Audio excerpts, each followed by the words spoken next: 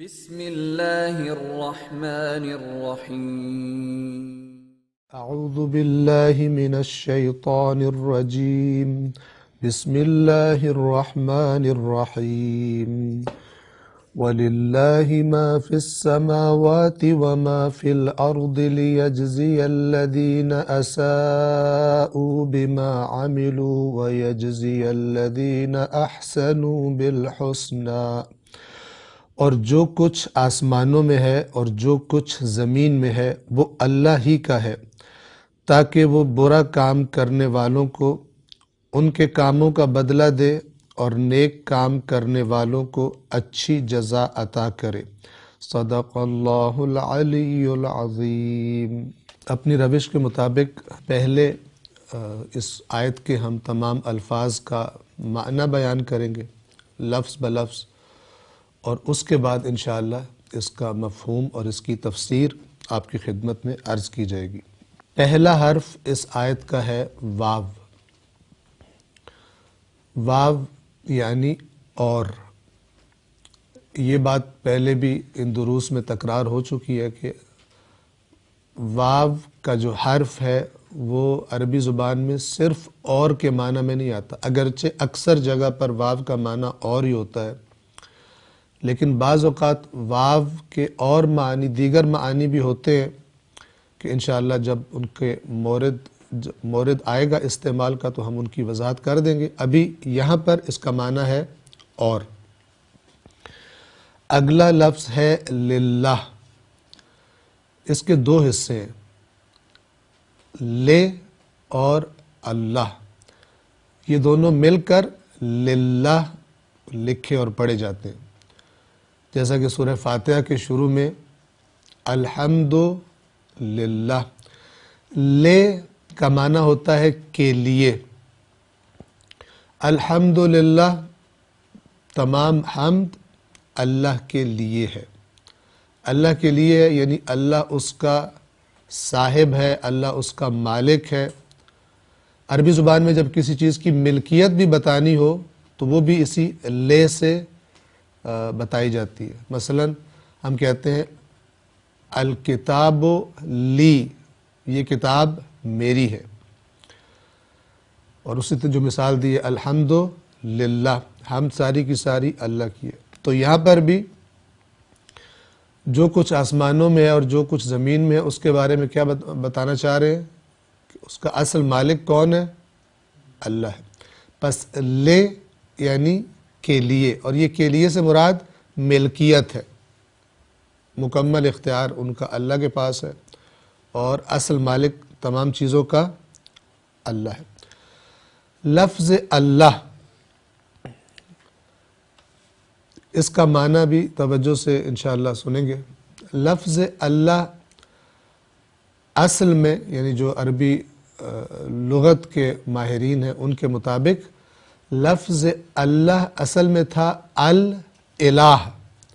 الہ عربی زبان میں اس کا معنی بھی بیان کرتا ہوں، عام طور پہ معبود جس کی عبادت کی جاتی ہے وہ معنی بھی ہم بیان کرتے ہیں۔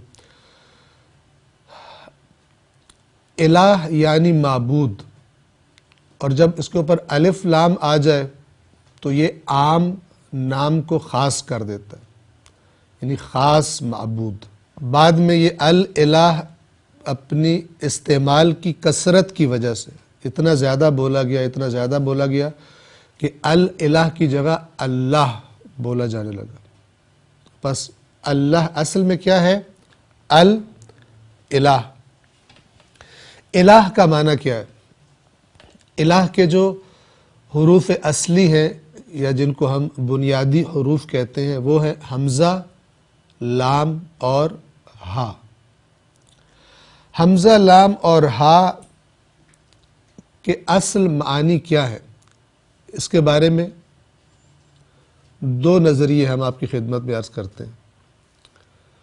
بعض اہل لغت کے مطابق حمزہ، لام اور ہا کا معنی ہوتا ہے گھبرا کر کسی کی پناہ ڈھونڈنا۔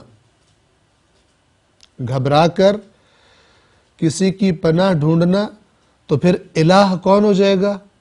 اس اصل معنی کی مناسبت سے الہ کا معنی کیا بنے گا؟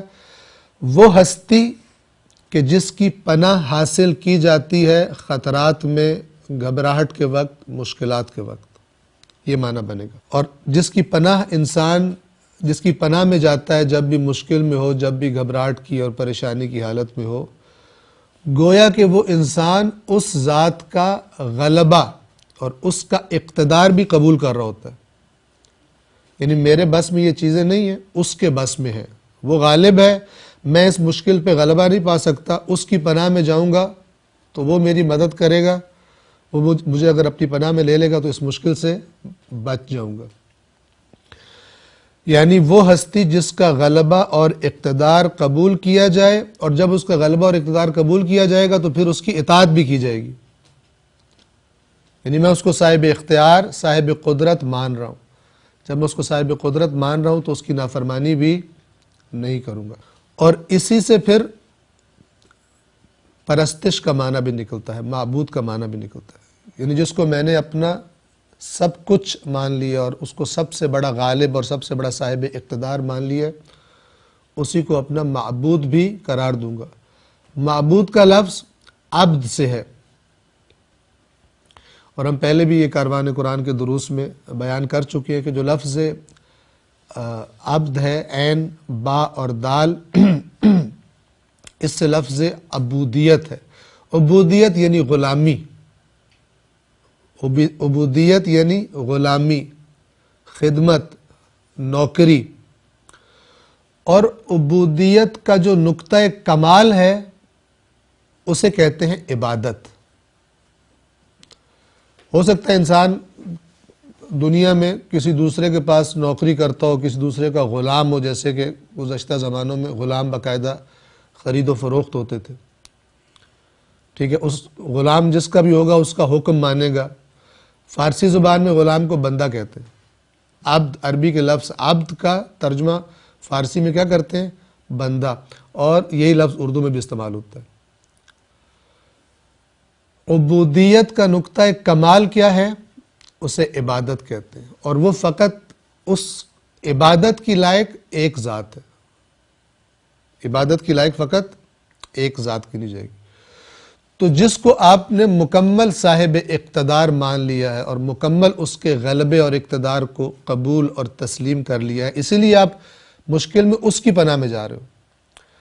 اور یہ اس بات پر بھی آپ غور کریں کہ قرآن مجید اس کی طرف توجہ دلاتا ہے کہ جب تم عین بیچ سمندر میں، طوفان میں پھنس جاتے ہو اور ہر طرف سے تمہاری امید کٹ جاتی ہے، اس وقت جس ذات کا تصور تمہارے ذہن میں آتا ہے کہ وہ تمہیں بچائے گا، وہ الہ ہے، وہ وحدہ لا شریک ہے، اس کے علاوہ کوئی معبود نہیں ہے۔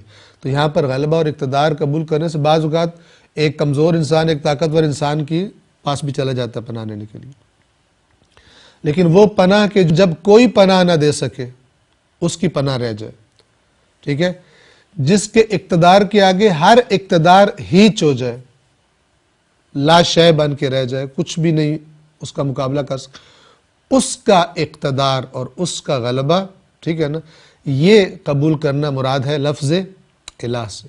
اور اس گھبراہٹ سے مراد یہ ہے کہ جس گھبراہٹ کو اور کوئی دور نہ کر سکے اس کائنات میں، جس پریشانی کو اور کوئی دور نہ کر سکے، تو وہ ذات کہ جس کی پناہ لی جاتی ہے اسے کہتے ہیں الہ۔